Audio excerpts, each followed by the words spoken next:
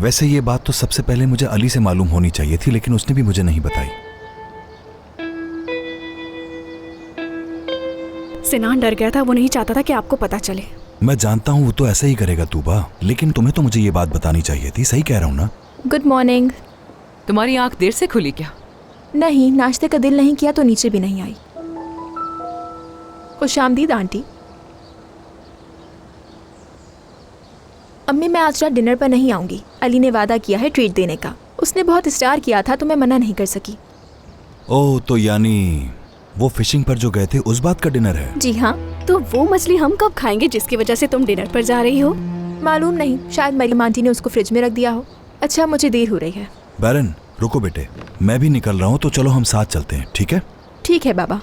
और हाँ, मैं अली से बात करूंगा और सबा को वापस जॉब पे बुला लूंगा। अली से क्यों? वो बच्ची अपने सौतेले बाप की वजह से परेशानी में है और सिर्फ अली ही उन जैसे लोगों से निमट सकता है, तो इसलिए। मैं देख रही हूँ कि अब इस घर के मुलाजमीन के बारे में मुझसे कोई मशवरा नहीं करता। अम्मी, क्या सबा को आपने निकाला था?